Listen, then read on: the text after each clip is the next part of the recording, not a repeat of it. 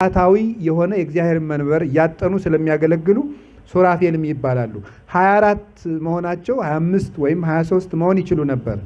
እግዚአብሔር 24 ያደረጋቸው በምድር ላይ 24 ሰዓት እግዚአብሔርን ለምታመልክ ቤተክርስቲያን አርአያ እንዲሆን ነው። ህዝቡ ለቤተ መቅደስ አስራት ያመጣል፣ እነሱ የእግዚአብሔርን አስራት ይቀበላሉ። እና ካህን የሚሞተው መቼ ነው ካላችሁ ዘር መቁጠር የጀመረለት ነው። በዘሩ የሚሾም ካህን፣ በዘሩ የሚሾም ጳጳስ፣ ይሄ ከእግዚአብሔር አባትነት ተቆርጦ የወጣ ነው። በብፁዕ ቅዱስ አቡነ ባስልዮስ ዘመን የታተመች ዳዊት ናት። መሆኗን ለማረጋገጥ ዝም ያወጣሁትን ዳዊት ላንብብላችሁ። አሁን እኔ እናንተ ቤት መጥቼ እንደዚህ ያደረኩ ስጎርስ ብታዩ እንደዚህ ታያችኋል። በዚህ ልክ ስጎርስ ብታዩ ምን ታል መላው ምንኩስናዬን ንቃችሁ ትጨርሳላችሁ። ወይ እንደዚህ ነው የሚበላው ይሄ መነኩሴ ነው ይላል። ግን እንዲቆይ እንጂ ችግሬ ሆድ ብቻ ቢሆንስ በሌላ ጉዳይ ጥሩ መነኩሴ እናይቶ መዝሙር 4 ላይ ብዙ ሰዎች በጎውን ነገር ማን ያሳየናል እያሉ ይጠይቃሉ አለ ዳዊት። በጎውን ነገር ማን ነው የሚያሳየን እያሉ ሲጠይቁ ዮሐንስ አሳየን፣ ይሄ ነው ዓለምን የሚያድነው ዓለምን በደሙ የሚቀድሰው በግ ይሄ ነው ብሎ ወደ ክርስቶስ ያሳየን የእውቀትን መጋረጃ ገልጦ ያሳየን እውነተኛው ነብይ ነው። ዮሐንስ ሥጋዬን የበላ በሉ ደሜን የጠጣ እኔ ከእርሱ ጋር እኖራለሁ እርሱም ከኔ ጋር ይኖራል። ስትቆርቡ ክርስቶስ ከማን ጋር አለ? አናኒ ስቆርብ ክርስቶስ ከማን ጋር? እኔ ጋር አለ የለም? እና እኔ ጋር ካለ በህልሜ በውጭ ማየው እንዴ? ለምንድን ነው እንዴ? እኔ ጋር እያለ ና በውጭ በዚህ ባይን የልህ እዚህ ውስጥ እያለ በውጭ ልይ ትላለ እንዴ? እናንተ ምን ድራማ ነው ፊልም ነው የምትፈልጉት? እውነቴን ነው። በእግዚአብሔር አይቀለድም። እግዚአብሔር አብሮን ይኖራል። ኧረ በሉ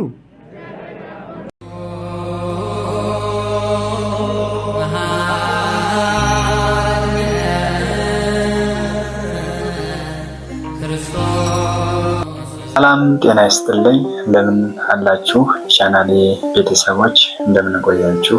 እግዚአብሔር ይመስገን ደህና ነኝ። እንግዲህ ከዚህ በመቀጠል አዳዲስ ቪዲዮ አዘጋጅቻለሁ ማለት ነው። እንግዲህ እስከ ፕሮግራሙ መጨረሻ ድረስ አብራችሁ እንድትቆዩና እንድትከታተሉ እንዲሁም ደግሞ ቪዲዮውን ከወደዳችሁት ላይክ፣ ሼር፣ ኮሜንት እያደረጋችሁ ለወዳጅ ዘመዶቻችሁ እንድታስተላልፉልኝ ስል እጠይቃለሁ ማለት ነው። እንግዲህ ይህ ቻናል እንደምታዩት አዲስ ነው፣ ሳብስክራይበር የለውም። ስለዚህ ሳብስክራይብ እያደረጋችሁ በቅንነት ማለት ነው። ስለዚህ የደወል ምልክቷም እየተጫናችሁ መንፈሳዊ የሆኑ የኦርቶዶክስ ተዋሕዶ ቤተክርስቲያናችንን የተለያዩ የሚሰጡ ትምህርቶችን እነዚህን ነገሮች በአጭሩ ቅንጨብ አድርጌ ቆራርጬ ለእናንተ በሚመች መልኩ እያቀረብኩ የእግዚአብሔርን ቃል እንድትሰሙና እንድትጠቀሙበት እያሳሰብኩኝ እስከ መጨረሻው መርሃ ግብር ድረስ እንድትከታተሉኝ ስል ጠይቃለሁ። ወደዚህ ቪዲዮ እንለፍ እስኪ። ዮሐንስ ብሎ ጻፈ፣ አንደበቱም ተከፈተ። ሉቃስ ወንጌል ምዕራፍ 1 ቁጥር 64 ላይ ያለ ቃል ነው። ሉቃስ ማለት የቃሉ ትርጉም ሲተረጎም ሐኪም ማለት ነው፣ ባለመድኃኒት ማለት ነው።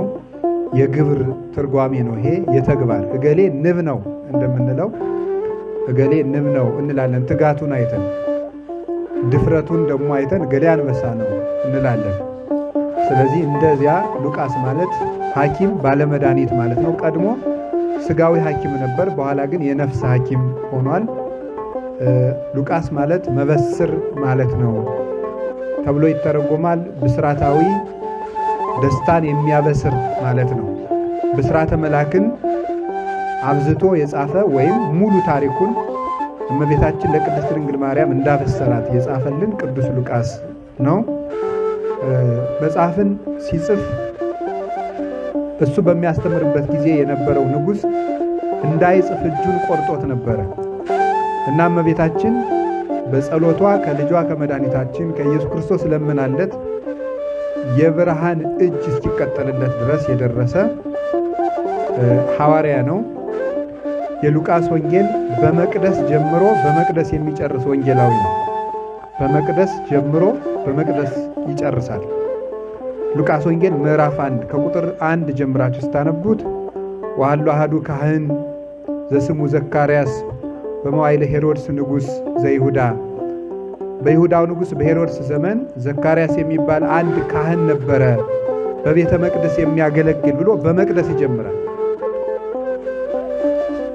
ወነበሩ ውስተ ቤተ መቅደስ እንዘ ይጸልዩ ወይትቀነዩ ለእግዚአብሔር፣ እየጸለዩ ለእግዚአብሔርም እየተገዙ በቤተ መቅደስ ኖሩ ብሎ ደግሞ ወንጌሉን ይጨርሳል። ሐዋርያት በቤተ መቅደስ ኖሩ ብሎ ክርስትና የቤተ መቅደስ ታሪክ ሃይማኖት ነው፣ ወይም የመቅደስ ኑሮ ነው።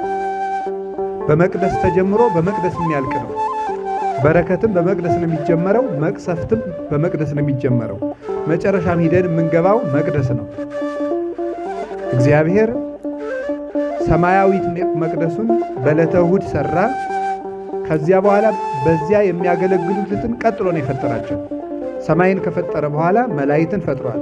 የሰማይ ካህናት 24ቱ ካህናተ ሰማይ አሉ። ራዕየ ዮሐንስ ምዕራፍ 4 ከቁጥር 1 ጀምሮ እንደተነገረን በሰማይ የሚያገለግሉ 24 ሽማግሌዎች ይላል አማርኛው መጽሐፍ ቅዱስ። ሱራፌል ናቸው። እነዚያ ሱራፌል እግዚአብሔርን የሚያገለግሉ ናቸው። ሱራፌል ማለት ሱራፊ አንድ ነው፣ አጣኝ ማለት ነው። ሱራፌል ሲበዙ ነው አጣኞች ማለት ነው። አንዱ እሳታዊ ማለት ነው። እሳታዊ የሆነ የእግዚአብሔርን መንበር እያጠኑ ስለሚያገለግሉ ሱራፌልም ይባላሉ። 24 መሆናቸው 25 ወይም 23 መሆን ይችሉ ነበር። እግዚአብሔር 24 ያደረጋቸው በምድር ላይ 24 ሰዓት እግዚአብሔርን ለምታመልክ ቤተ ክርስቲያን አርአያ እንዲሆን ነው። ወባቲ ለዛቲ ቤተ ክርስቲያን ሥርዓተ መላእክት አርአያ ዘበሰማያት ቤተ ክርስቲያን እሰትትሜሰል በጽርሐ አርያም ዘላይሉ ወቅድስት ድንግል በሰረገላ እሳት ይላል አባ ጊዮርጊስ በሰዓታቱ። ለዚች ቤተ ክርስቲያን በሰማይ ያለ የመላእክት ሥርዓት አላት ይላል። ለዚች ቤተ ክርስቲያን በሰማይ ያለ የመላእክት ሥርዓት አላት። በሰማይ ያለ በሰማይ መንበር አለ፣ እዚህም መንበር አለ። በሰማይ ታቦት አለ፣ እዚህም ታቦት አለ። በሰማይ የብርሃን መጋረጃ አለ፣ እዚህም የብርሃን መጋረጃ አለ። በሰማይ ዕጣን አለ፣ በዚህም ዕጣን አለ። መቅደሱንም ጢስ ሞልቶት ነበረ ብሎ እንደተናገረ ኢሳይያስ በሰማይ እሳት አለ። መላእክት የሚያጥኑበት ረቂቅ እሳት ነው። እሳት ማለት የሚጫር እሳት በሰማይ የለም፣ ፍም የለም። ግን እግዚአብሔር ባወቀ መሥዋዕቱን እሳት እያለው ይሄዳል። የሚያጥኑበት የብርሃን ማዕጠንት ሁሉ አለ፣ ሱራፌል የሚያጥኑበት። ራዕየ ዮሐንስ ምዕራፍ 8 ላይ እንደተጻፈ በሰማይ 24 ካህናት አሉ፣ በምድር ደግሞ 24 ሰዓት የሚያገለግሉ ካህናት አሉ። ማታ ሰዓታት ይቆማል። ምሽት ላይ ነው የሚጀመረው። የሌሊት ሰዓታት አለ፣ አባ ጊዮርጊስ የሰራው። ማህሌት አለ፣ ማታ የሚጀመር። ማለዳ ደግሞ ስባተ ነግህ የሚባል አለ። ስባተ ነግህ ቅዱስ ያሬድ የሰራው የዜማ ባለሙያዎች የሚቆሙት ስባተ ነግህ የሚባል ቃለ እግዚአብሔር አለ። ጠዋት እንግዲህ ማታ ማህሌትና ሰዓታት አለው። ጠዋት ኪዳን አለ፣ ማህሌት ሌሊት አድሯል። ማለዳ ደግሞ ስባተ ነግህ አለ። እሱ ደግሞ እስከ 3 ሰዓት ከቆየ በኋላ የቀን ደግሞ ስባተ ነግህ ደግሞ አለ። የውሎ ስባተ ነግህ የሚባል እሱ እስከ 6 ሰዓት ተኩል ድረስ ይይዛል፣ እስከ 7 ሰዓት። 7 ሰዓት ላይ ቅዳሴ ትገባለች። በሰርክ ሰዓት ምህላና የሰርክ ምህላ አላት ቤተ ክርስቲያን። እንዲህ አድርጋ 24 ሰዓት ለምታገለግለው ቤተ ክርስቲያን አምሳል የሆነ የሰማይ መቅደስ አላት። እውነተኛይቱ ኦርቶዶክሳዊት ቤተ ክርስቲያን ብቻ ናት ይህንን ትርጓሜ ወይም ይህን መጽሐፍ ቅዱሳዊ አካሄድ ወክላ የምትገኘው እች ቤተ ክርስቲያን ብቻ ናት። በሰማይ 24 የሆኑበት ምክንያት ዝም ብሏል። በመጽሐፍ ቅዱስ ቁጥር ዝም ብሎ አይጻፍም። 24 የሆኑበት ምክንያት 24 ሰዓት እግዚአብሔርን ለምታመልክ ቤተ ክርስቲያን አምሳል እንድትሆን ነው። የመጀመሪያይቱ እንዲሁና የተፈጠረችው ማለት ነው። እንደዚሁም ሁሉ ስትመጡ ያ መቅደስ የት ሲወርድ ታዩታላችሁ? በሙሴ አማካኝነት ወደ ምድር ወርዶ ያንን መቅደስ እግዚአብሔር አሳይቶ በኦሪት ዘጸአት ምዕራፍ 25 እንደምንመለከተው ያ የመቅደስ ሥርዓት ወርዶ በሙሴ ሲሰራ ታዩታላችሁ። እግዚአብሔር እኔ እንዳሳየው አድርገ መቅደስ ሥራ ብሎ ኦሪት ዘጸአት ምዕራፍ 25 ቁጥር 9 ላይ እንደነገረው የሰማዩን የመቅደስ ሥርዓት እያየ ሙሴ መቅደስ ሠራ። ያንን በዚያ መቅደስ የሚያገለግሉ ከ24 የተከፈሉ አገልጋዮች ነበሩ። ይሄ አብያ የሚባል ክፍል አለ። አብያ የሚባለው ከ24 ክፍል አለው። በመጽሐፈ ዜና መዋዕል እንደተጻፈ ዘካርያስ ከነዚሁ አብያ ከሚባሉት ከ24ቱ ክፍል አገልጋዮች አንዱ ነበረ። ይህ ዘካርያስ የሚባለው ካህን። ይሄም የተገኘው በመቅደስ ነው። ልብ በሉ። ዘካርያስ በመጽሐፈ ዜና መዋዕል እንደተቀመጠው ከ24ቱ አገልጋዮች አንዱ ክፍል አገልጋይ ነበረ። ከነዚያ ነው ከአብያ ወገን ነበሩ ማለት ኦሪትን ተከፋፍለው በዕጣ ከሚያገለግሉ ካህናት ወገን ነው የእሱ ቁጥሩ የነበረው ከዚያ ነው። ዘካርያስ ከአብያ ከሚለው ከ24ቱ ወገን የሆነበት ምክንያት በሰማይ 24 ሱራፌል ስለሆኑና የካህናትን ቁጥራቸው ከሰማይ መላእክት ጋር መሆኑን ለማመልከት ነው። አብያ ማለት ሲተረጎም ቃሉ እግዚአብሔር አባቴ ነው የሚል ትርጉም ነው ያለው። ከአብያ ወገን የሆነ ዘካርያስ የሚባል ካህን ነበረ። አብያ ማለት እግዚአብሔር አባቴ ነው። ካህናት አባታቸው ማን ነው? ማን ነው? ዘካርያስ ካህን ነው። ከአብያ ወገን ነው። አብያ የሚባለው 24 ክፍል ያለ ነው። ከነሱ ወገን ነው ማለት የካህናት አባታቸው እግዚአብሔር ነው እንጂ ካህናት ዘር የላቸው፣ ዘመድ የላቸው፣ የሚቆጥሩት ዘር የለም። የካህናት ዘር የሚቆጠረው በእግዚአብሔር ነው። የካህናት ርስታቸው እግዚአብሔር ነው። ኢያሱ እስራኤል ምድረ ርስት ከገቡ በኋላ ርስት አላከፈላቸው፣ ለካህናት አላካፈለም። ለመላው እስራኤል ርስት ሲያካፍል ለካህናት ግን አላካፈለም። ለምንድን ያላካፈለው? የካህናት ርስታቸው እግዚአብሔር ነው። እግዚአብሔር ስለሆነ አልተካፈሉም። ሕዝቡ ለቤተ መቅደስ አስራት ያመጣል፣ እነሱ የእግዚአብሔርን አስራት ይቀበላሉ። እና ካህን የሚሞተው መቼ ነው ካላችሁ ዘር መቁጠር የጀመረለትም በዘሩ የሚሾም ካህን፣ በዘሩ የሚሾም ጳጳስ፣ ይሄ ከእግዚአብሔር አባትነት ተቆርጦ የወጣ ነው። ይሄ እግዚአብሔርን ሊወክል አይችልም። በእግዚአብሔር መቅደስም አያገለግልም። ከ24ቱ ክፍልም የለውም። 24ቱ ሱራፌል ነው የሚኮለው። ሰማያዊ ሕሊና የያዙ ብቻ ናቸው ካህን የሚሆኑት። ስለዚህ ልብ በሉ፣ በሰማይ መቅደስ 24 ሽማግሌዎች አሉ፣ ወይም ደግሞ 24ቱ ሱራፌል አሉ። በምድር ደግሞ ዘካርያስ ከ24ቱ ክፍል አንዱ ነው። አሁን ደግሞ ከ24ቱ ሱራፌል እኩል የሚሆኑ 24 ሰዓት የሚያገለግሉ ህየንተ ሱራፌል ብነ ካህናት ያለው አባ ጊዮርጊስ ይሄን ነው። በሱራፌል ፈንታ ካህናት የሚናገር ላያቀሩ መስዋዕተ ነባቤ ወቁርባነ ቅዱሳን ቅዱስ ቁርባንንና የሚናገር መስዋዕትን የሚያቀርቡ ካህናት አሉን እንዳለ የካህናት ድርሻቸው በሰማይ መላእክት ሥርዓት ማገልገል እንደሆነ ሲያመለክተን ዘካርያስ ይሄንን እያጠነ በመቅደስ ይኖር ነበረ። አሁን ልብ በሉ፣ እግዚአብሔር ከሰማይ መቅደስ ጀመረ፣ በምድር ላይ መቅደሱን አውርዶ በሙሴ አርአያውን አሰራ። ያችን መቅደስ ደግሞ በደሙ አትሞ በሐዲስ ኪዳን ለእኛ መስርቶ ቤተ ክርስቲያንን ሰጠን ማለት ነው። ስለዚህ ምን አደረገ? በብሉዩ መቅደስ ዘካርያስ እያጠነ ብስራተ ወንጌል ብስራተ ክርስቶስ ተጀመረ። ሐዋርያት እያገለገሉ በመቅደስ ኖሩ። ሉቃስ ወንጌል ምዕራፍ 24 ቁጥር 52 እንዲህ ብሎ ነው የሚጨርሰው። ሐዋርያት በመቅደስ ኖሩ ብሎ ወንጌሉን ጨረሰ። ስለዚህ ክርስትና በመቅደስ ብስራት ተጀመረ፣ በመቅደስ በማገልገል ይፈጸማል። ሐዋርያት ያሉበት መቅደስ እሱ ትክክለኛው መቅደስ ነው። ሐዋርያዊ ክህነት ያለው፣ ሐዋርያዊ ትምህርት ያለው፣ ሐዋርያዊ ቁርባንና ስርዓት ያለው እሱ ትክክለኛው መቅደስ ነው ማለት ነው። በዓለም ላይ ብዙ ቤተክርስቲያን አለ። በክርስቶስም ተቋቁም ያለው የሚል ብዙ ቤተክርስቲያን ነው ያለው። የኛ ቤተክርስቲያን ብቻ ትክክል መሆኗን የምናረጋግጠው በምንድን ነው ካላችሁ ሐዋርያውያን መሆናችን ነው። ሐዋርያዊ ትምህርት ይዘናል። ክርስቶስን ወልደ እግዚአብሔር ሕያው ወልደ ማርያም ንጽሕት ብለን እናምነዋለን። በሥጋው የድንግል ማርያም ልጅ የሆነ መለኮት ዘአቡሁ ወትስብእት ዘዚአነ ይላል ቅዱስ ዮሐንስ አፈወርቅ ሃይማኖተ አበው ሲናገር። መለኮት የአባቱ ገንዘብ ነው፣ ሥጋ ደግሞ የኛ ገንዘብ ነው። ስለዚህ እንደ አባቱ አምላክ እንደኛ ሰው የሆነው ክርስቶስን አንድ ባህሪ ብለን ሳንከፍለው ወደ ሁለት አካል ንነሰ ይንፈልጦ ለሃዱ ክርስቶስ ሀበክሌቱ ህላያት ወይ ሀከበክሌቱ ግብራት ወደ ሁለት አካል ወይ ሀበክሌቱ አካላት ወደ ሁለት አካል ወደ ሁለት ባህሪያት ወደ ሁለት ስም አንከፍለው አንድ አካል ክርስቶስን አንድ ባህሪ ክርስቶስን ሳንከፍል እንደ ጌትነቱ እንደ አባቱ አምላክ እንደኛ ሰው ብለን የምናምነው በተዋሕዶ የምናምን እንደ ሰውነቱ ውሃ የተጠማ እንደ አምላክነቱ የሕይወት ውሃ እንደ ሰውነቱ የተሰዋ እንደ አምላክነቱ ቤተ ክርስቲያን የሚጠብቃት እውነተኛው እረኛችን ጠባቂያችን እንደ ሰውነቱ የታመመ እንደ ጌትነቱ የሚያድን ኢየሱስ የሚባል እንደ ሰውነቱ የሰው ልጅ የዳዊት ልጅ ተብሎ የሚጠራ እንደ አምላክነቱ አማኑኤል ስግው ቃል ተዋሕዶን የምታምነው ይቺ ሐዋርያዊ ትምህርት ያላት አንተ ውእቱ ክርስቶስ ወልደ እግዚአብሔር ሕያው አንተ የሕያው የእግዚአብሔር ልጅ ክርስቶስ ነህ ብሎ ቅዱስ ጴጥሮስ ማቴዎስ 16 ላይ በመሰከረው በተዋሕዶ ክርስቶስ ወልደ እግዚአብሔር ሕያው። ክርስቶስ ማለት ምን ማለት ነው? ክርስቶስ ማለት ፍጡርና ፈጣሪ አንድ ሆነው የተገለጡበት አንድ ባህሪ ማለት ነው። አንድ ባህሪ ፍጡርና ፈጣሪ ያለ ተከፍሎ ያለ መከፈል ተዋሕዶ የሆኑበት ይሄኛው ፍጡር ነው ይሄኛው ፈጣሪ ነው ብለን ሳንከፍል በተአቅቦ በተዋህዶ የተገለጠ ነው ክርስቶስ ማለት። ክርስቶስ ማለት መሲህ ማለት ነው። መሲህ ማለት ቅቡ ማለት ነው። ቅቡ ማለት በተዋህዶ የተገለጠ ንጉሥ ማለት ነው።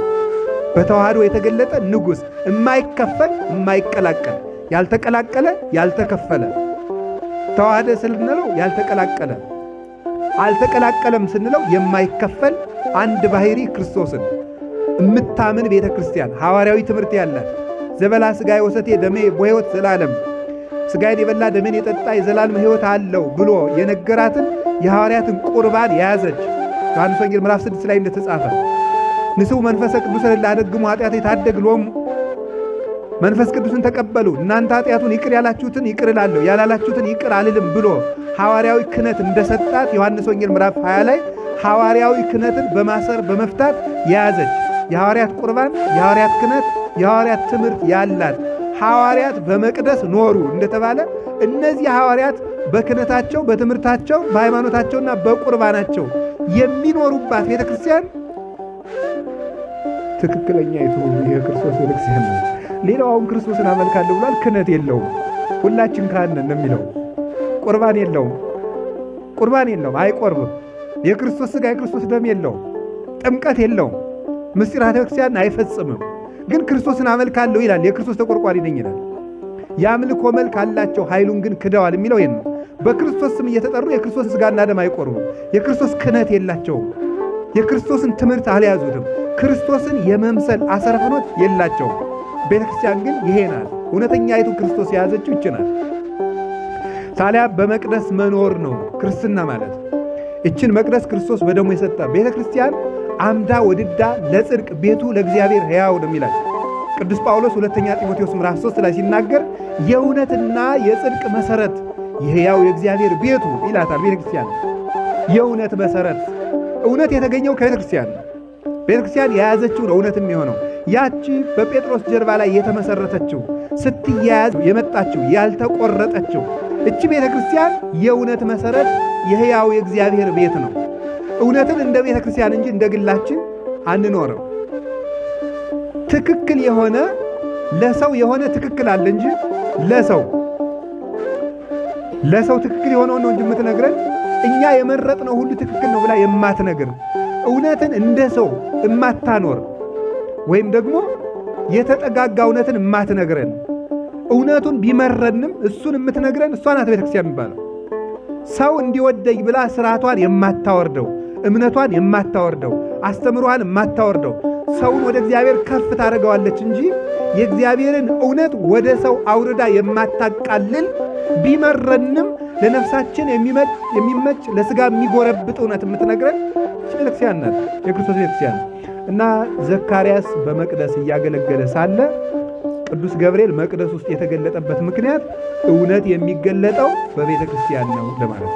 እስኪ በሉ እውነት የሚገለጠው በሉ የት ውስጥ ነው? ቤተ ክርስቲያን ነው። ቤተ ክርስቲያን እንደ ግል ነው። ሊበራሊዝም እንኳን ለቤተ ክርስቲያን ለዲሞክራሲም አልበጀም። ሊበራል ማለት ሁሉም ሰው የሚያስበው ትክክል ነው ብሎ ማሰበው። ሊበራል ክርስትና የለም። መጽሐፍ ቅዱስን አንተ የምታስበውም ትክክል፣ ሁሉም ሰው ይደመጥ የምትለው ዲሞክራሲ ነው ያገባኝ። እሱም ፖለቲካ ውስጥ አውሩ። ግን በፖለቲካውም ቢሆን ሁሉም ሰው ልክ ነው ማለት አላዋጣቸውም። ሁሉም ሰው ትክክል አይደለም። እውነት አንድ ነው። እውነት ብዙ እውነት የለም። ቆይ እስኪ አንድ ነገር አንተ ያkelጠቃችሁ እኔ አሁን በእጅ ያስኩት ምንድን ነው? ገምቱ እስኪ በውስጥ በቀኝ እጅ በሉ ገምቱ። መጽሐፍ፣ እሺ ሌላ ስልክ፣ እሺ ሌላ ገምቱ። ቶሎ ሰዓት እንዳይል። አቤት ምንድን? ዳዊት፣ እሺ ሌላ ምንም አልያዝኩም። እሺ ሌላ አቤት ማወቅ አይቻልም። እሺ ሌላ እምነት፣ ሌላ እሺ በእጅ ያዝኩት። እሺ ጥሩ ገምቱ። ሞባይል፣ እሺ ሌላ ማወቅ አይቻልም። ሌላ በቃ እንግዲህ 7 ነገር ተነገረ። እውነቱ ግን ስንት ነው? በቃ እሺ ይኸው ዳዊት ነው።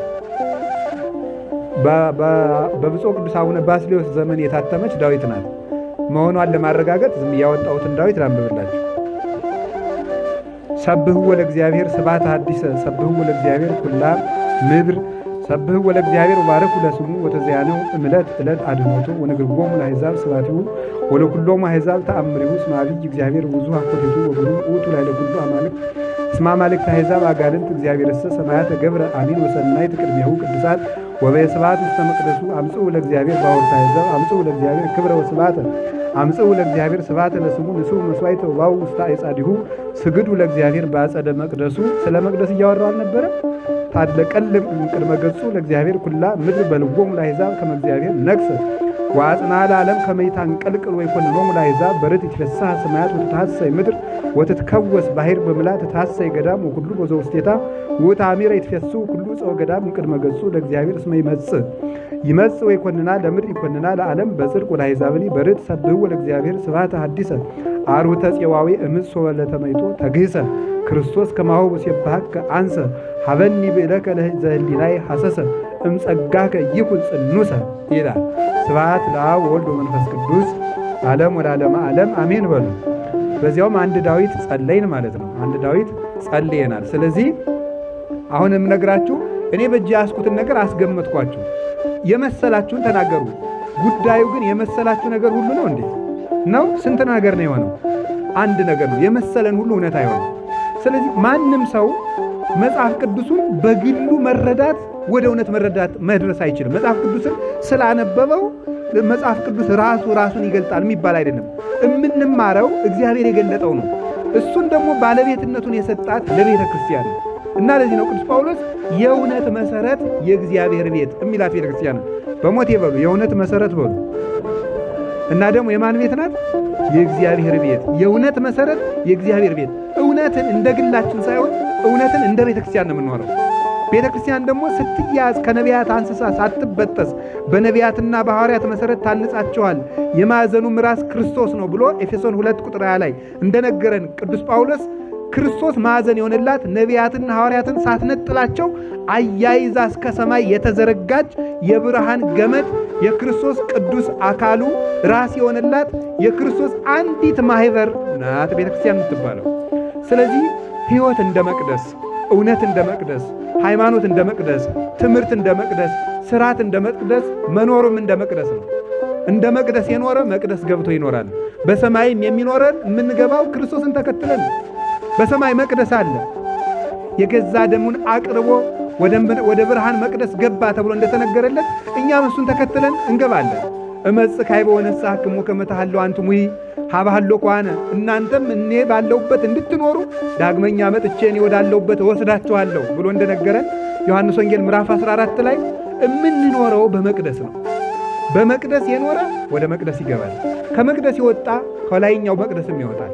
ስለዚህ እውነት የምንገራችሁ ቢያማችሁ፣ ቢርባችሁ፣ ብትታመሙ፣ ቢጠማችሁ፣ ብታጡ፣ ጓደኛ ቢያሰቃያችሁ ሮጣችሁ መገኘት ያለባችሁ ከእግዚአብሔር መቅደስ ነው።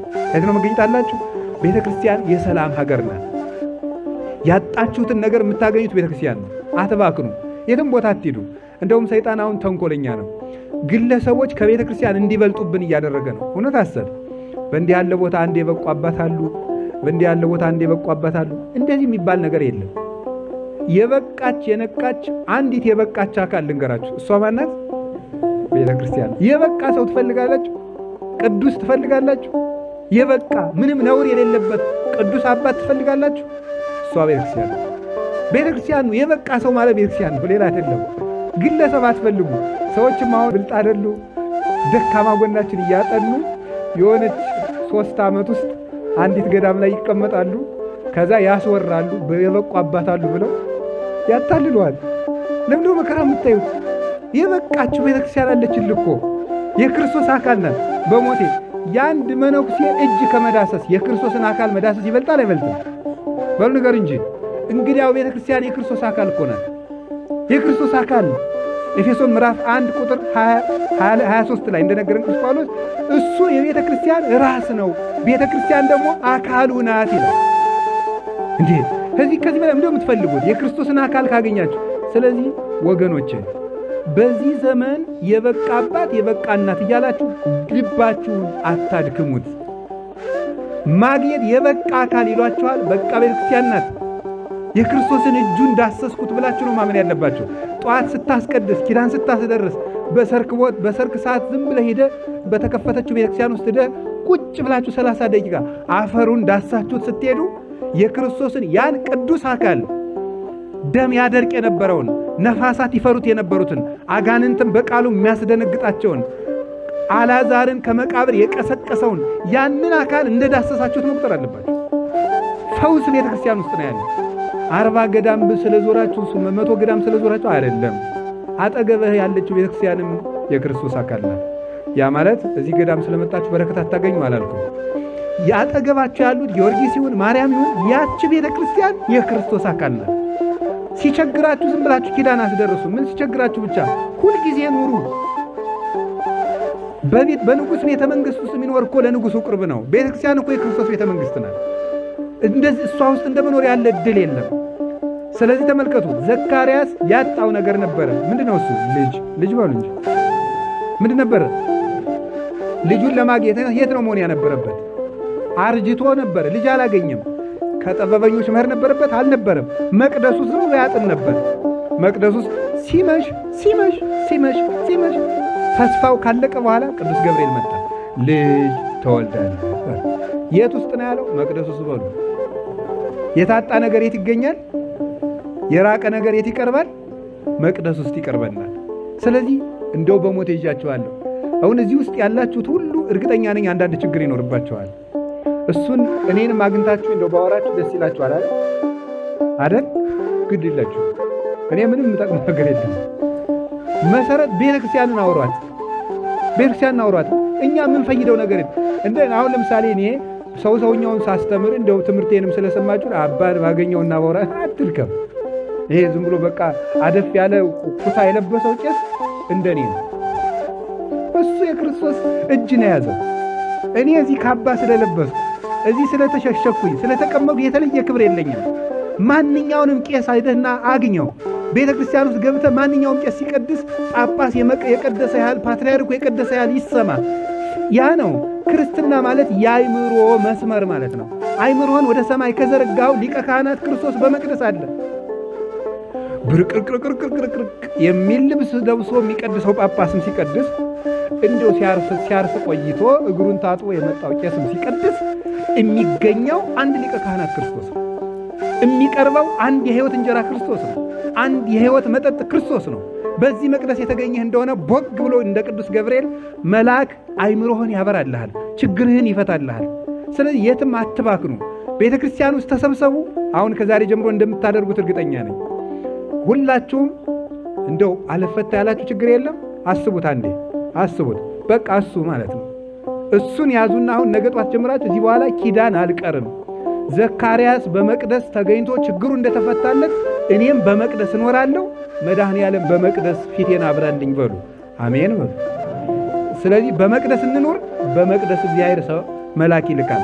በዛ ላይ ቅዱስ ገብርኤል ተገገና ልጅ ተወልዳለህ አለ። እንዴት ሆኖ አለ። እኔ አርጅቻለሁ፣ ሚስቴም አርጅታለች፣ እንዴት ሊሆን ይችላል አለው።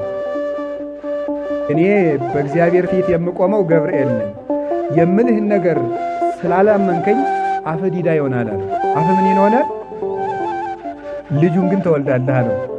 ምን ተማራችሁ እዚህ ላይ?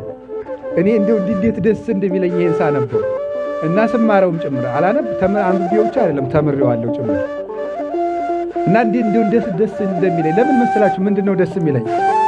አሁን አንድ ሰው በጎ ስጦታ አምጥቶ አይ ሊሆን አይችልም ድሮም አንተ የራስ ጉዳይ ብሎ ጥሎ ይሄዳል። ግን ልጁን ሳይነሳ ትንሽ ቆንጠጥ አድርጎ ልጁን ምን አደረገው? ሰጠው። እግዚአብሔር ባጠፋን ቁጥር እያወጣ አይጥልም። የሚደንቀኝ ይሄ ነው። ዘካርያስን አውጥቶ ተስፋውን አልነሳውም። ባጠፋን ቁጥርማ እናንተ እኮ አሁን ቄስ አንድ ነገር ሲሳሳት እግዚአብሔር እያወጣ ቢጥልላችሁ ደስ ይላችኋል አይደል? አሁን ቄስ ገሌ እንደው አያፍርም እንዲያረገ እንደው ቤተክርስቲያን ውስጥ ትላላችሁ። እንደናንተማ ብትሆኑ አውጥታችሁ ጥላችሁ ጨርሳችሁ ነበር። እግዚአብሔር አውጥቶ አይጥላል። ደግሞ አንድ የሚገርመኝ ነገር አለ። ቆይ ይቅርታ ለእናንተ ብቻ የተፈቀደ ለቄስ የማይፈቀድ የሆነው ከመቼ ወዲህ ነው? እዚህ ግርም እኮ ነው የሚያደርገው። እናንተ ስትሰሩ እግዚአብሔር ይቅር በለኝ ቄሱ ሲመጣል እንዲሁ መድኃኔዓለም ቢያጠፋቸው አሁን እንዲሁ ነው ሲቀድስ እንዲሁ ግርም እኮ ነው የሚያደርገው። ለእናንተ ብቻ ነው እንዲህ እግዚአብሔር ይቅር ባይ የሚሆነው። እንዲሁ እኮ ይገርማል። እናንተ የፈለጋችሁትን አድርጋችሁ መጣችሁ ከኔ ምክር ስትጠይቁ ከቄሱ ምክር ስትጠይቁ አይዞ ልጄ አይዞሽ ልጄ እግዚአብሔር ምሯችኋል ሲባሉ እሰይ ትላላችሁ። ቄሱን አይምረው? አይናችሁ ምቀኛ ነው እንዴ? እኛን ሲምረን ደስ አይላችሁ እንዴ? እግዚአብሔር እኮ ይውላችሁ እንደ ዘካርያስ ቆንጠጥ እያደረገ ዚያው ነው የሚይዘን እንጂ አውጥቶ አንተ እኔ ቅዱስ ገብርኤል ነግሬ ነው የማታምን ናውጣ አላለው።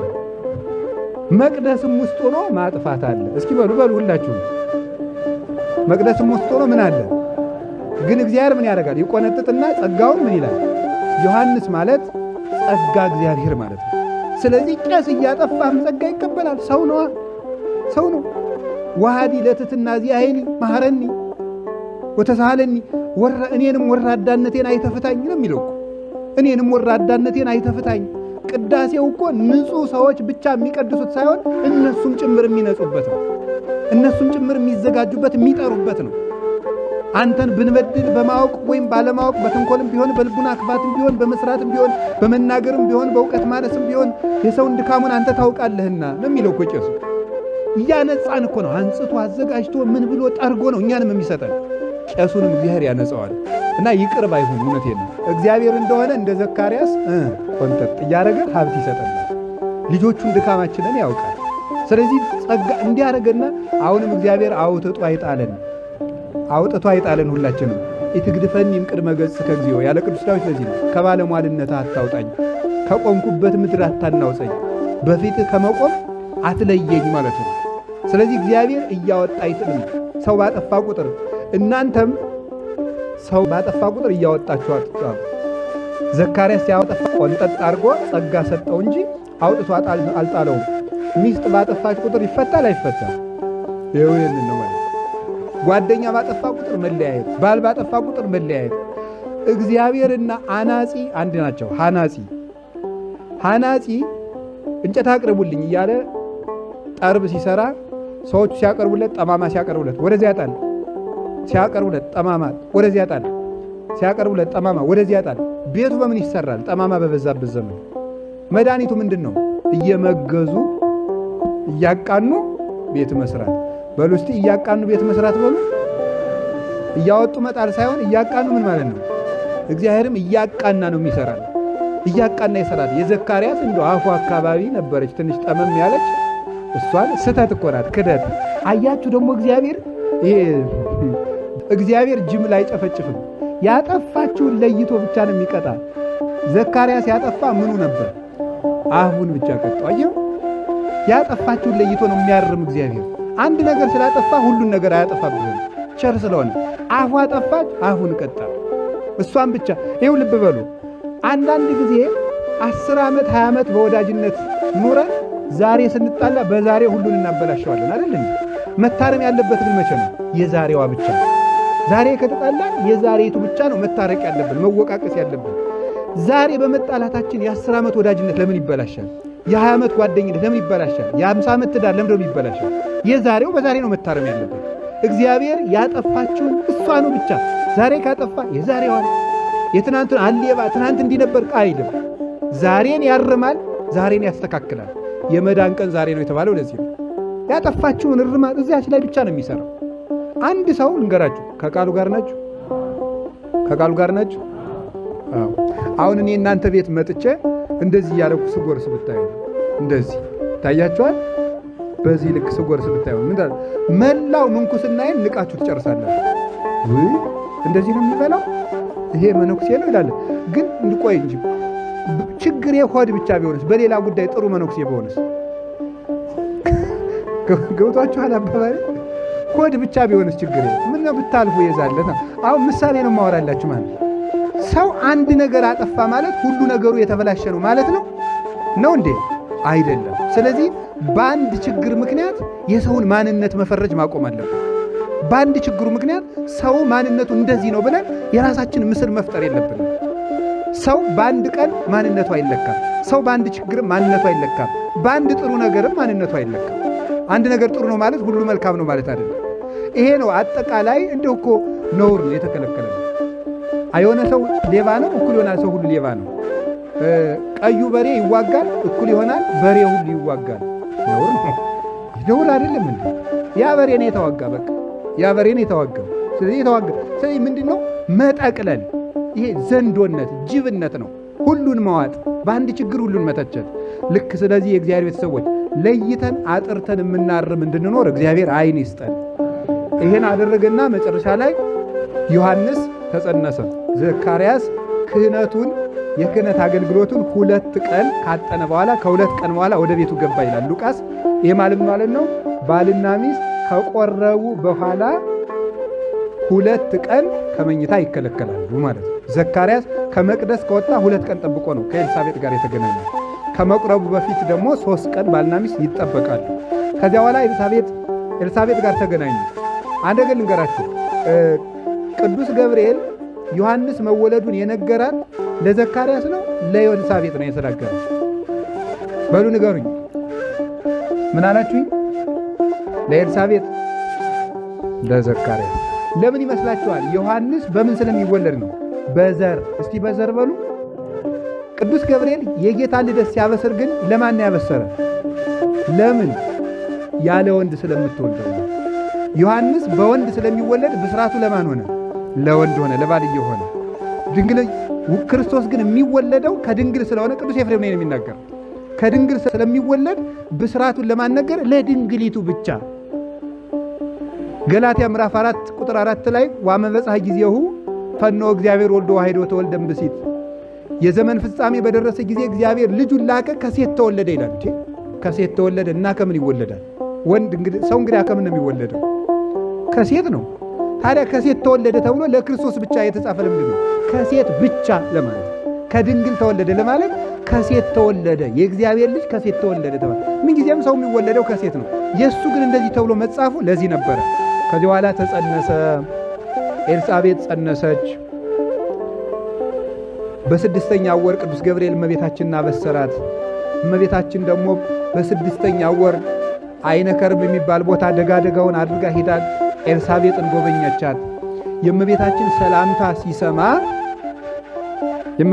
ሰላምታ ሲሰማ ጽንሱ በማኅፀን ሆኖ ዘለለ። የእመቤታችን ቃል ጽንስ ያውቀዋል። ዛሬ ግን ከጽንስ ሲያንሱ ተመልከቱ።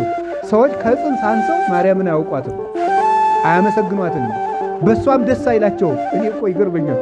አሁን እንደው እመቤታችን የሚጠሉ ሰዎች እመቤታችንን የሚጠሉትን ያህል ሰይጣንን የሚጠሉት አይመስለኝም። የሚጠሉት ስለ ሰይጣን ሲሳደቡ ከሚውሉ እኮ ማርያም ሲሳደቡ ከሚውሉ የሚቀናቸው። እስቲ እግዚአብሔር ያሳያል። ጸጋ ያደረባት አካላዊ ቃልን ይዛ የምትሄድ ናት። ባዶ ሰው አይደለችም። አምላክን የተሸከመ ማኅፀን ያላት ሰው ናት። ዝም ብሎ ሰው አይደለችም እኮ ዝም ብሎ ሰው። እግዚአብሔርን የማዘል ዕድል የተሰጣት ሰው ናት። እግዚአብሔርን በከንፈሮቿ የመሳም ዕድል የተሰጣት፣ እግዚአብሔርን በጡት የማሳደግ ዕድል የተሰጣት ሰው ናት። ግን ሰው ናት።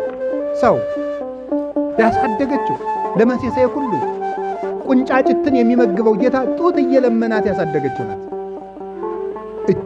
እቺ ሰው ብቻ አይደለችም። እመቤታችን መላእክትን የምትበልጥ ሰው ናት። እና እመቤታችን ስትመጣ ዝም ብላ ትመጣ ነው። ሰላም ይዛ ትመጣለች። እስኪ በሉ ምን ይዛ ትመጣለች? ስለዚህ ለዚህ እኮ ነው ካህናቱ እዚህ ውስጥ ሲጸልዩ አቤ የሚባል ጸሎት አለ። እስኪ ይበሉ። አቤት ጎንደር ደብረ ብርሃን ሥላሴ የሚባል ቤተክርስቲያን አለና እዚያ ስዕል አለች። ሲባል ሰዓታቱ ሲደረስ ስዕሊቱ ከመቅደስ ተነስታ ራሷ ትመጣለች። ካህናቱ ሰዓታት ከሚቆሙበት ቦታ ትመጣ ነበር እና እንዲሁም አፄ ቴዎድሮስ እንደው አንድ የኔ ቢጤ ቄስ ገብቶ ድምፁ የለውም ሙያውም የዚያን ያሉ እንዲያ ሲል አይ እንደው እንኳን እሷ ልትመጣ አሁንስ እኔም ሄድኩልህ ብለው ወጥተው ሄዱ ይባላል። እና ምንድን ነው ከቃሉ ጋር ናችሁ? እግዚአብሔር ከሁላችን ጋር ይሁን። እስቲ እመቤታችን ሁላችሁም እመቤቴ ሆይ ነይ በሉ ሁላችሁ። ስትመጣ ምን ይዛ ትመጣለች? ደስታ ይዛ ትመጣለች። ዮሐንስን ደስ አለው እሷ ስትመጣ። እንደው እመቤታችን ምን ነው በመጣችልን። ደግሞም ትመጣለች። አይወር ሰው አትንቅም እመቤታችን። ተራራው ደጋውን ሄደች የሚለው እንደውም ሊቃውንቱ እንደ ደጋ የገዘፈ ኃጢአት ያለበት ሰውም ቢሆን የሚያምናት ከሆነ ትመጣለታል። የአምላክ እናት እንደሆነች ማመን እኛ አምላክ እናድርጋት አላለ። አምላክን የወለደች የታመነች እናት ብሎ ማመን ብቻ ነው። እና ማርያም ስትመጣና ሌላ ሰው ሲመጣ ልዩነት አለ። እንደ ሰው አትቆጠርም። ሰው ናት፣ ከሰው ግን የላቀች ናት። እዛ መጣች፣ ጽንሱ ዘለለ፣ ዮሐንስ አመሰገነ። በማኅፀኑ ሰገደ ብሎታል ቅዱስ ያሬድ፣ ሰገደ። ከዚያ በኋላ ጌታን ጸንሳ እንደው የእመቤታችን ትሕትናዋ ሁሉ ያስደንቃል። ኤልሳቤጥም እንደው አንቺ ወደ እኔ ትመጪ ዘንድ አይገባም ነበር፣ ያንቺን ድምፅ ሲመጣ ዘለለ። ዮሐንስ ከማኅፀን ሆኖ እናቱን ያወቀ ድንግል ማርያምን ያወቀ አምላኩን የለየ ነው። 9 ወር ደረሰ፣ እመቤታችን ተመለሰች። የእመቤታችን ጉዳይ ሌላ ቀን ስለምንማረው ዛሬ ዮሐንስ ነው ምንነጋገር። 9 ወር ሲሞላ ዮሐንስ ተወለደ። ዮሐንስ ሲወለድ ልብ በሉ ስሙ ማን ይባል ተባለ። በአባቱ ስም ዘካርያስ ይባል ተባለ። ሌሎች ስሞችም ወጡ። እስራኤል በአባቱ ስም ይጠራሉ፣ በአያት ስምም ይጠራሉ ለልጆቻቸው። ሌላም ስም ይውጣ ተባለ። እገሌ ይባል ዘካርያስ እስከዚያ ድረስ ዲዳ ነው። እገሌ ይባል ይላል፣ እገሌ ይባል አይሆንም፣ እገሌ ይባል አይሆንም። ከዛ መጨረሻ ማን ይባል መጻፊያ ስጡኝ። መጻፊያ ሰሌዳ ሰጡት።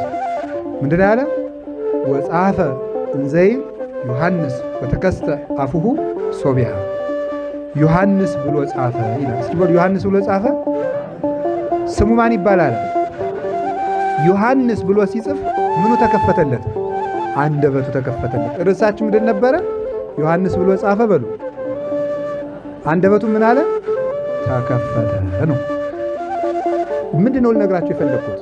ዮሐንስ ማለት ደስታ፣ ጸጋ፣ ፍስሐ ማለት ነው። የተዘጋን የሚከፍት ጸጋ ያለው ነው። ነቢዩ ቅዱስ ዮሐንስ ሰኔ 30 ቀን የዮሐንስ መጥምቅ ልደቱ ስለሆነ ነው ስለዚህ ጉዳይ የምነግራችሁ። ሰኔ 30 ነው የመጣችው እና የቤተ ክርስቲያን ትልቅ ቀኗ ነው። ይሄ ትልቅ ቀኗ በቤተ ክርስቲያን ለይታ ልደቱን ከምታከብርላቸው ቅዱሳን እሱ። ለምን የሰው ልደት መከበር የጀመረው ከዚህ ሰው ልደት ጀምሮ ነው። ለምንድን ነው የእሱ ልደት የክርስቶስን ልደት ስቦ የሚያመጣ ወይም ደግሞ የክርስቶስን ልደት የሚያስከትል ለክርስቶስ ልደት መንገድ ጠራጊ የሆነ ነው። መጀመሪያ የመጣ ፊት አውራሪ ነው እና ልደታችን እንዲቀደስልን ብስራት ያበሰረ ልደት ስለሆነ ሰኔ 30 ቀን ለቤተ ክርስቲያን ትልቅ ቀን። ለምን ሰኔ ይሱ በስድስተኛ ወር ብለን እንኳን መቁጠር የጀመረው በስድስተኛ ወር ገብርኤል መልአክ ወደ ድንግል ተላከ፣ ጌታን ትወልጃለሽ አላት ማለት የጀመረው ይሄ ስድስተኛ ወር ከዮሐንስ ጽንስ ተጀምሮ የሚቆጠር ነው። ከዮሐንስ ጽንስ ጀምሮ እና የምህረት ዘመን መቁጠር የጀመርንበት ከዮሐንስ ልደት ጀምረን ከዮሐንስ ጽንስ ጀምሮ የጌታ ጽንስ ስድስተኛ ወር ተብሎ ተቆጠረልን። ምስጢር ተገለጠ። ይሄ ስድስተኛ ወር ዝም ብሎ አይደለም። 6000 ዘመን የእግዚአብሔር ምሕረት ከኛ ተሰውሮ ኑሮ በስድስተኛ ወር እንደተገለጠልን ለማስረዳት ነው። የዮሐንስ ጽንስ 6 ወር ሲሞላው የጌታ ብስራት የተበሰረ በተወለደ በስድስተኛ ወር ደግሞ ጌታ ይወለዳል። ዮሐንስ በሰበከ በስድስተኛ ወር ክርስቶስ መስበክ ይጀምራል። ስለዚህ ይሄ ልደት ዝም ብሎ የመጣ ልደት አይደለም። ዮሐንስ ደስታ መጣላችሁ ብሎ የመሰከረልን ልደት ነው። በቁሙም ዮሐንስ በተሰጠው ጸጋ ብዙ በር የከፈተ ነው። ለአይሁድ የተዘጋባቸውን በር ከፍቶ ክርስቶስን ያሳያቸው። 5000 ዘመን በሙሉ እምንድንበት በግ የት ነው ያለ ስንል ነበር የነበር ነዋ በጉ ለእግዚአብሔር ዘያትት ኃጢአት ዓለም፣ የዓለምን ኃጢአት የሚያስወግደው የእግዚአብሔር በግ ይሄ ነው ብሎ እውነተኛ በር የ5000 ዘመን መጋረጃ ከፍቶ ክርስቶስን እንድናይ እውነተኛው በግ ይሄ ነው ብሎ ወደ ክርስቶስ ያሳየን በሩን ያሳየን ማን ነው? ዮሐንስ። ዮሐንስ የተዘጉ ነገሮችን ሁሉ ይከፍታል። የአባቱን በር ብቻ አይደለም።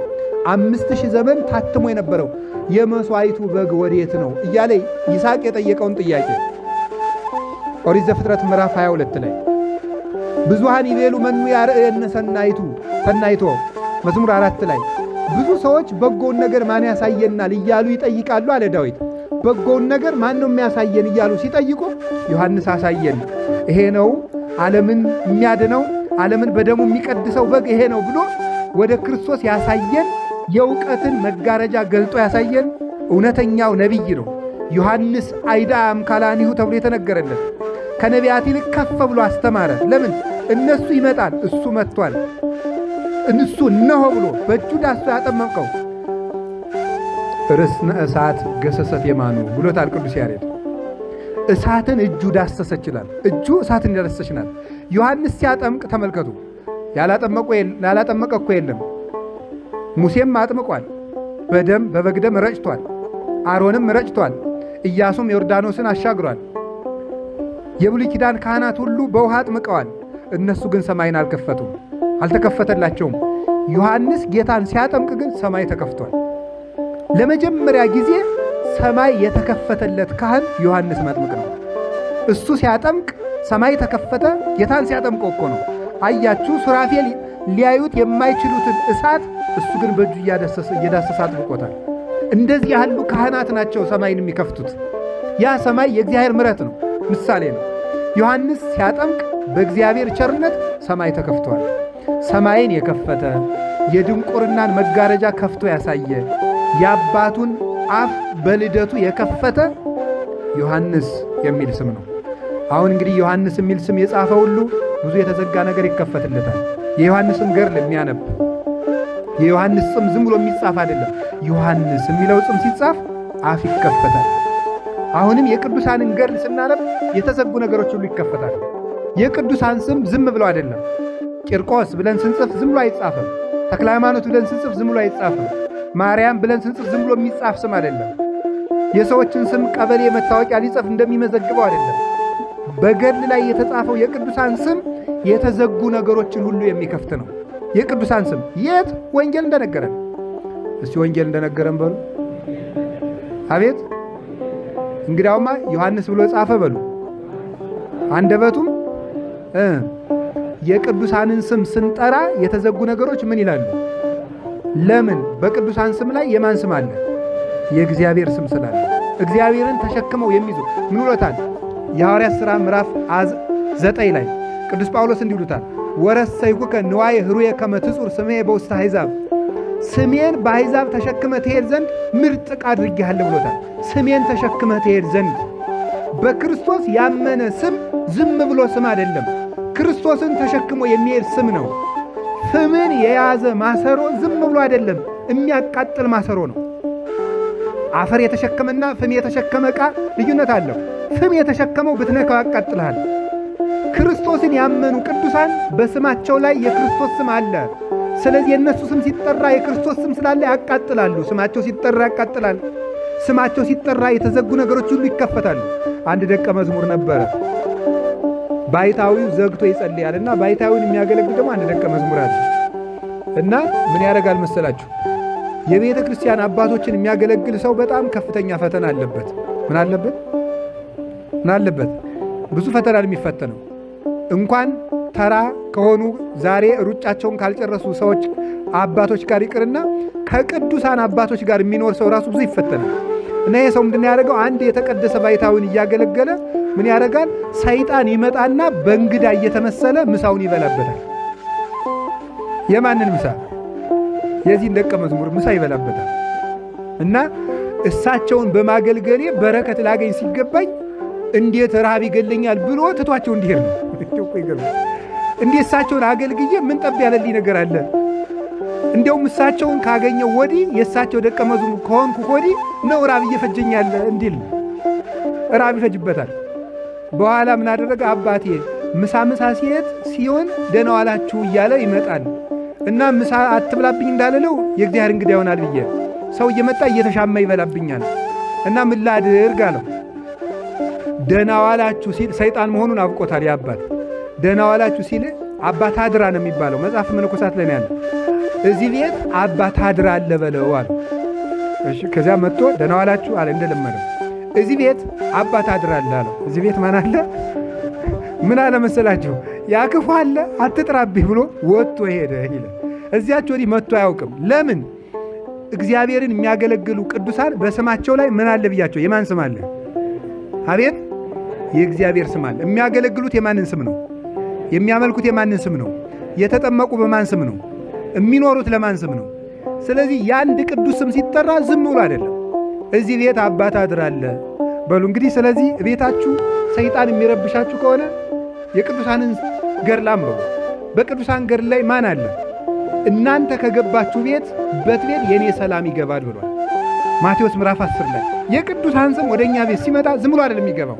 የክርስቶስን ስም የተሸከመ ስም ነው። ነጠላ ስም አይደለም። ያላመነ ስም አዎ ነጠላ ነው። ዘለቀ ብትለው ከበደ ብትለው፣ ያመነ ስም ግን ነጠላ ስም አይደለም። እግዚአብሔርን የተሸከመ ስም። ኧረ በሉ በሞቴ እግዚአብሔርን ምንድን ያለ የተሸከመ ስም ነው። አንዲት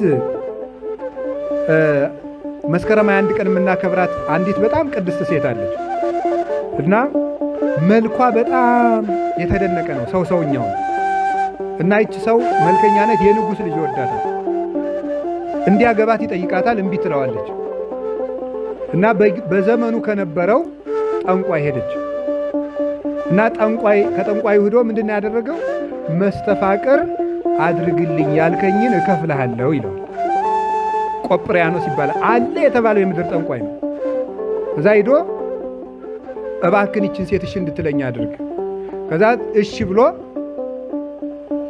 አመጣልሃለሁ ብሎ ብሩን ይቀበላል። እንደዚህ ለሚያደርጉ ጠንቋዮች ግን ወዮላቸው በእውነቱ ማለት ነው። ከቃሉ ጋር ናቸው። እውነት ይሄ በመስተፋቅር ሚስት ማግባት ባል ማግባት ግን ማረፍ አለባችሁ እናንተ ነው። እኔ አንድ ነገር ልንገራችሁ፣ ሞራላችሁን እኮ ራሱ ልታስቡለት ይገባል። ያ ማለት ይውላችሁ አስደግመ ሴት አገባህ ወይም ባላገባህ ማለት አንተ የማትወደድ ሰው ነህ ማለት ነው። በግድ ነው እንጂ አስደግመ ነው እንጂ በጣም የምታስጠላ ሰው ነህ ማለት ነው። ራሳችሁን ትሰድባላችሁ። ነውር እኮ ነው።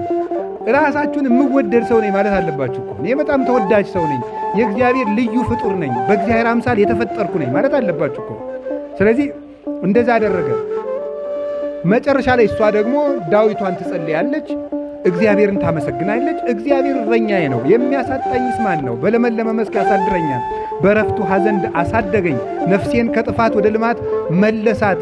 ማዕድን በፊት አዘጋጅህልኝ በጠላቶች ፊት። በትርህና ምርኩዝህ እነሱ ያጽናኑኛል። በሕይወቴ ዘመን ሁሉ ምሕረትህና ይቅርታ ይከተሉኛል። በሕይወቴ ዘመን ሁሉ በእግዚአብሔር ዘንድ ቤት እኖር ዘንድ እያለች ትለምናል፣ ታመሰግናለች። እግዚአብሔር ብርሃኔና መድኃኒቴ ነው፣ የሚያስደነግጠኝ ማን ነው? እግዚአብሔር የሕይወቴ መታመኛዬ ነው፣ የሚያስፈራኝስ ማን ነው ትላለች። አቤቱ የሚያስጨንቁኝ ምንኛ በዙ፣ ጠላቶቼ የሚያድንሽ ማን ነው ወዴት ነው ይላሉ። አንተ ግን አቤቱ ክብሬ ወመልዕለ ርእሴ፣ ከፍ ከፍ የምታደርገኝ የምታስከብረኝ ከራሴ በላይ ያለህ ዘውድ አንተ ነህ እያለች መዝሙረ ዳዊትን ትዘምራለች። አጋንንቱ የእሷን ልብ በርብረው ሰውየውን እንድትወድ ለማድረግ ሲመጡ እሷ እየዘመረች ያገኟታል። እዛ ጆሮአቸውን ብላ ትመልሳላቸዋለች። በያዕቆብ ላይ ጥንቆላ በእስራኤል ላይ ሟርት አይሰራም ተብሎ ስለተጻፈ እዚያው ላይ ይመለሳሉ። አጋንንት ሁሉ እየመጡ ቆጵርያኖስን እንዲሁም ያሰቃዩታል። ወደዚህ ሰውዬ ወደዚያ ሴትዮዋ ተላከን እያሉ። እናንተሳ ድግምት ሲላክባችሁ ምን ውላችሁ ትገኙታላችሁ? ተኝታችሁ። ችግሩ ይሄ ነው። ተኝታችሁ ስለምትገኙ፣ አንደኛ ስለምትፈሩ ስለማታምኑ፣ ሁለተኛ ስለምትፈሩ። አትፍሩ። ከፈራ ይጠነብሳል ሰይጣን። አትፍሩ። የእግዚአብሔር ልጆች በመሆናችሁ ብቻ እግዚአብሔር ይጠብቃቸዋል። እርግጠኞቹ ነው። በእኛ ልፋት አይደለም የሚጠብቅን እግዚአብሔር በቸርነቱ ነው። አንዳንድ ጊዜ ሰይጣን ምን ያደርጋ መስላችሁ? ጸሎት ባቋረጣችሁ ለት ወይኔ ዛሬ ጠምሶን ያ ሰውዬ የላከብኝ እንደሆነ ይላል አንዳንዱ ሰው። ለምን እንደዚያ ትላለህ? በአንተ ልፋት አይደለም የምትጠብቀው።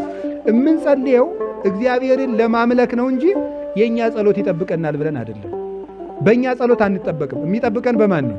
በእግዚአብሔር ቸርነት ነው። የምንጸልየው እግዚአብሔርን ለማምለክና እሱን ስለምንወደው። ከቃሉ ጋር ናችሁ? እኛ እግዚአብሔር ወደ ፈተና እንዳትገቡ ተግታችሁ ጸልዩ የሚለውን ዘንግቸው አይደለም።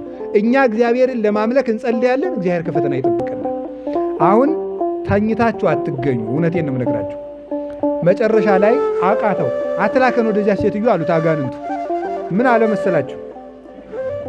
አይ በቃ እንግዲያማ የሰውየውን ብር በልቼ እንዴት ይሆናል? የንጉሥ ብር በልቶ ዝም ብሎ መቀመጥ አለ? ቢያንስ እናንተ ዮስቴናን የምትባል ዮስቴናን መስላችሁ መልኳን ለሰውየው ታዩልኝ አንድ ቀን አለች። እሺ አለና አንዱ ሰይጣን አንድ ቀን ዮስቴናን መስሎ የዮስቴናን ልብስ የለበሰ መስሎ ሰይጣን እኮ ያስመስላል በየቦቱ ስትል። አሁን ደግሞ ሰው እንደው መጥቶበታል። በየጸበሉ እየሄደ ሥላሴ ተገለጠልኝ እንዴ! ስነ ስርዓት መያዝ አለባችሁ። እውነቴን ነው። እየሄዳችሁ በዚህ ቆይ ስራዬ ብዬ አንድ ቀን ስለዚህ ጉዳይ እንማመራለን። እንደው አታፍሩም እንዴ? ሥላሴን አየኋቸው። ጥጋብ እኮ ነው።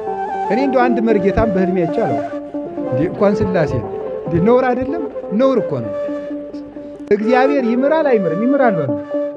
ፈውስ ይሰጣል አይሰጥም? ይሄ ሥላሴን አየዋቸው የምትሉትን ነገር ግን ረፉ። እግዚአብሔርን አየሁት በዚህ በራይ ምን ልታደርገው ነው የምታየው? ሳያዩ የሚያምኑ ምንድን ናቸው? አመንዝራ ትውልድ ምን ይሻል? ምልክት ይፈልጋል። ምን ሊያደርግላችሁ? እግዚአብሔርን አየሁት ማርያምን እንዲሁ አደፋፈራችሁ። ድንግል ማርያም በህልም የመጣ ወይም እኔ እንዲሁ አንድ ሙሃያ ይቻላል አንድ አባ ይቻላል እንኳን እመቤታችን ላይ በህልም የጭራሽ ድፍረታችሁ በጣም እንዲሁ ምእመናን እኮ እንዲሁ እናቴ በጣም ሞገሳችሁ እንዲሁ እውነት ነውር ነው። አዛኝ እንደዚህ እግዚአብሔር ታይቶኝ እንደዚህ ታው ሰይጣን የሚያላግጥባችሁ ሰይጣን ዮስቴናን መስሎ መጣ። ማንን መስሎ መጣ? ያስመስላል። እስመ ሌሊሁ ሰይጣን ይትመሰል በመላከ ብርሃን። ሰይጣን ራሱ የብርሃን መልአክ እስኪመስል ድረስ ራሱን ይለውጣል ተብሎ ተጽፏል። ራሱን ይለውጣል ብሏል። እዚያ ሄዳችሁ ገብርኤልን አይቸው እንደገና ደግሞ ሲኦልን አየዋት። ነውር ነው። አሁን የዛሬ ስንት ዓመት ነው? በ2004 አካባቢ እዚህ ይፋግ አካባቢ የሆኑ ሕፃናት መጥተው ነበር እና የሆኑ ሕፃናት መጥተው በቃ በቅተው ሰማይ ሄደዋል ተባለ። ኧረ ተው በሕግ አምላክ ምን እንደ ሊወግሩኝ ነበር። ባህር ዳር መናኸሪያ አንድ ቀን በድንጋይ ሊለኝ አንድ ወጣት በእውነት ማለት መናፍቅ ነህ እንዲህ አለኝ። ኧረ እባክህ ያደለው ለምንድን ነው ነውር ነው ብዬ ተናግሬ ነው። ምንድን ነው ያሉ? ከአምስተኛው ሰማይ ስንደርስ አሉ እነዚያ ሕፃናት ጥቋቁር ሰዎችን አየን አሉ። ምንድን ነው እነዚያ ጥቋቁር ሰዎች ይባል? የተኮነኑ ሰዎች። አምስተኛው ሰማይ እንኳን የተኮነኑ ሰዎች መላእክት እንኳን መግባት አይችሉም። አምስተኛው ሰማይ እኛ ጻድቃን ራሱ አልገቡም እኮ አብርሃም ራሱ አልገባም። ያሉ ገነት ነው። አምስተኛው ሰማይ 7 ሰማይ አለ። ገና ይህ ዓለም ሲያልፍ ነው እኛ ራሱ ፈቅዶ ከገባን የምናየው። ጻድቃንም አይገቡ እንኳን አጣ። ይኸውላችሁ የሚያስደንቀው እኮ ይሄ ነው። አዲያ ሰው ግን አይሰማም። እግዚኦ ተገልጦላቸው ኧረ ውሸት ነው ሊገለኝ እኔ እንዲሁ በእውነት በገልጋይ ነው ያተረፍኩት። እና ይኸውላችሁ ከእንደዚህ ያለ ይሄ ተገለጠልኝ ምናምን እንደዚህ አትበሉ። ሥጋዬን የበላ በሉ ደሜን የጠጣ እኔ ከእርሱ ጋር እኖራለሁ እርሱም ከኔ ጋር ይኖራል። ስትቆርቡ ክርስቶስ ከማን ጋር አለ? አናኔ ስቆርብ ክርስቶስ ከማን ጋር? እኔ ጋር አለ የለም? እና እኔ ጋር ካለ በህልሜ በውጭ የማየው ለምንድን ነው እንዴ? እኔ ጋር እያለ ና በውጭ በዚህ በአይኔ ልይህ እዚህ ውስጥ እያለ በውጭ ልይ ትላለህ። እናንተ ምን ድራማ ነው ፊልም ነው የምትፈልጉት? እውነቴን ነው። በእግዚአብሔር አይቀለድም። እግዚአብሔር አብሮን ይኖራል። ኧረ በሉ አብሮህ እኮ ነው ያለው። ዮሐንስ ወንጌል ምዕራፍ 6 ቁጥር 51 ላይ ሥጋዬን የበላ እኔ ከሱ ጋር እኖራለሁ። ቁረቡ፣ አብሯችሁ ይኖራል። በቀር በብልጣብልጥነት የሆነች ብር አጠራቅመ የሆነ ጸበል ሂደ እዚያ ተጠምቀ መጠ ክርስቶስን ስላየኸው ነው የምትድነው አይደለም። አይታይም። እዛ ሰይጣን ነው የሚቀልደው። ጸበሉን ይፈውስበታል። እግዚአብሔር በዚያ ሥራ ይሰራል። እንትናን አየሁት ደግሞ ሲጀመር እዚያ ጸበል ገብቼ የደገሙብኝ ሰዎች እነማን እንደሆኑ አየኋቸው። ተው እንጂ እግዚአብሔር እንደዚህ ያደርጋል። ቆይ ልንገራችሁ። እግዚአብሔር ይውላችሁ አንድ መፍትሄ ሲፈታ ሌላ ችግር አይፈጥርም። እስኪ በሉ አንድ ችግር ሲፈታ በሉ ሌላ ችግር ይፈጥራል? አይፈጥርም። ሐኪም ነው እንደዛ የሚያደርግ። የኩላሊት መድኃኒት ሲሰጥህ ጨጓራህን እንዲያምህ አድርጎ ነው የሚሰጥህ። ለምንድን ነው? ሌላ ጊዜ ደግሞ ጨጓራዬን ብለህ ሐኪም ቤት እንድትሄድ ነው። ካምፓኒው ካለዚያ ይከስራል። እንዲያተርፍ ስለሚፈልግ ነው። ስለዚህ የልብ በሽታ ስትታመም የጉበት እንዲያምህ ተደርጎ ነው የሚሰጠህ። ይኸውላችሁ ሳይድ ኢፌክት አለው ያው ብሎ ነው ሐኪሙ የሚሰጠው። እግዚአብሔር ግን የእግዚአብሔር መፍትሄ ግን ሳይድ ኢፌክት የለውም። ቋሚ መፍትሄ ነው የሚሰጠው። ይኸውልህ እዚያ ውስጥ ጸበሉ ውስጥ ገብታችሁ ችግራችሁን መፍታት አንድ ነገር ነው። የደገመባችሁ ገሌ ነው ማለት ግን ሰውየውን እንድትጠላው ማድረግ ነው አይደለም። ስለዚህ እግዚአብሔር ሌላ ችግር ይፈጥራል? አይፈጥርም። እንደዚህ ያለ ነገር አያደርግም። ሲኦልን አሳየኝ፣ ገነትን አይቼው መጣሁ። በፍጹም ሲኦልና ገነት እዚህ መጽሐፍ ቅዱስ ላይ ተምረነዋል። እና የእግዚአብሔር ቤተሰቦች ሲኦልም ገነትም በእጃችን ነው ያዘው። እዚህ በኋላ እንደ ዮስቴና እያስመሰለ የሥላሴን ስዕል እያስመሰለ የማርያምን ስም እያስመሰለ የቅዱሳን ስዕል እያስመሰለ እዚያ ውስጥ እየገለጠ የሚቀልደው ሰይጣን ነው። ዝም ብላችሁ ጸበል ተጠቅሙቃችሁ እግዚአብሔር ማረኝ ብላችሁ ነው። ይሄን አልቃወምም። ከቃሉ ጋር ናችሁ። ዮስቴናን መስሎ መጣ ሰይጣኑ። እንደ ዮስቴናው ነው አፍንጫው፣ እግሩ፣ እጁ፣ ልብሱ። ኋላ ታላቂቱ ብርሃን የልቤ ብርሃን ዮስቴና መጣች ሲል አትጥራብኝ ብሎ ብን ብሎ ጠፋ። ማንን መስሎ ነው የመጣ? ዮስቴናን መስሎ መጣ። ግን ማን ነው ግን? ዮስቴናን መስሎ የመጣ ሰይጣን በሉ እስቲ ሁላችሁ በሉ። እንደዚህም ሁሉ ማርያምን መስሎ የሚመጣ ምን አለ? አርሴማን መስሎ የሚመጣ ምን አለ? እንዴ አሁን የሰው ትዳር የሚያፋታሉ። አርሴማ ታጠፋለች ብላለች። ኧረ አትልም እንዴ? ነውር ነው። አርሴማ የማንንም ትዳር አትበትንም፣ አትከፍልህም ብላለች። አርሴማ እንዲህ ብላለች። ስነ ስርዓት መያዝ አለብን። በድንግል ማርያም ስም የሚነግድ ዲያብሎስ አለ፣ በአርሴማ የሚነግድ ዲያብሎስ አለ። አርሴማ ገሊትን አግቢ ብላኛለች። እንደዚህ ያለ ነገር ማቆም አለባችሁ። ከወደድካት ዝም ብለህ ወድጄሻለሁ በል፣ ዝም ብለህ እንዲሁ በግልጹ ማለት ከማግባት ከፈለሽ ሄደህ ወድጄሃለሁ ወንድሜ ባለው ነኝ አብረን እንኑር በሉ። አርሴማ ላይ እየወሰዳችሁ አትለጥፉ። ምኞታችሁንም በህልም ልታዩ። አሁን እንደውም ሰው እኔ ሲጨንቀው ህልም ሁሉ ክሬት ማድረግ የጀመረ ነው የሚመስለኝ። ራሱ ህልም እያዘጋጀው ነው የሚመስለኝ። እንትን ይመስለኛል አሜሪካ የሄድኩም ይመስለኛል፣ የሄድኩት በሜክሲኮ በኩል ነው እያለ እየፈጠረ ነው የሚመስለኝ። እኔ እውነቴን ነው የምነግራችሁ። ስለዚህ ህልማችሁንም አትከተሉት። ምኞቱን ሰው በህልሙ ያያል። አሁን የገጠር ልጅ ኢንተርኔት በህልሙ ሊያይ ይችላል፣ ያያል። እሺ አሁን መርካቶ ተወልዶ ያደጋ ልጅ ጤፍ ሲወቃህ በህልሙ ሊያይ ይችላል። የምታስበውን የምታየው የምትመኘውን ነገር ከቃሉ ጋር ናችሁ። የዮስቴና ስም ሲጠራ ሰይጣን ጠፋ። እንደዚሁም ሁሉ የቅዱስ ዮሐንስ ስም ሲጠራ የተዘጋው ተከፈተ። የቅዱሳን ስም በከንቱ ተጠርቶ አይቀርም። ስለዚህ በየቤታችሁ አንድ የቅዱስ ገድል ይዛችሁ አንብቡ። አንደኛ ክርስቶስን እንዴት መምሰል እንደምትችሉ ገድሉን ስታነቡ አርአያ ይሆናችኋል። ሁለተኛ እናንተ የተዘጋባችሁን ነገር ጸልዮ ክርስቶስ የምሕረት በሩን እንዲከፍትላችሁ ወደ ክርስቶስ ያቀርባችኋል። ይህን እንዲያደርግላችሁ ዮሐንስ ብሎ ጻፈ፣ የተዘጋው ተከፈተ። ገድለ ዮሐንስን አንብበን የተዘጋ እንዲከፈትልን የመድኃኔዓለም ፈቃዱ ይሁንልን። ለኢትዮጵያ የተዘጋባት ሰላም ሁሉ በእነዚህ ቅዱሳን አንብበን መድኃኔዓለም በሩን ይክፈትልን፣ ይቅር ይበለን። ያስተማረን እግዚአብሔር ስሙ የተመሰገነ ይሁን። ይቆየን።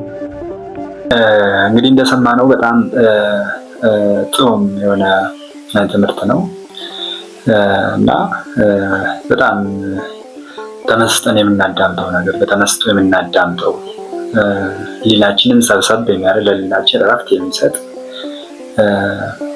ትምህርት ነውና በቀጣይ እንግዲህ ጥሩ ቪዲዮዎችን ይዤ እመጣለሁ ማለት ነው። ስለዚህ እነዛን ቪዲዮዎችን ስለቅ ደግሞ የደወል ምልክቷን በመንካት ሁሌ የሚለቃቸው ቪዲዮዎች እንዲደርሳችሁ የደወል ምልክቷን እንትን በማለት እንድትተባበሩ ስል ጠይቃለሁ። እንግዲህ ዛሬ ቪዲዮ ይሄ ነው። ስለተከታተላችሁኝ ስላዳመጣችሁኝ አመሰግናለሁ። እግዚአብሔር ያክብርልኝ። ሰላም ሁኑ። በቀጣይ በአዲስ ቪዲዮ እንገናኛለን። እስከዛ ግን ቸር ሰንብቱ። ሰላም ሁኑ። አመሰግናለሁ።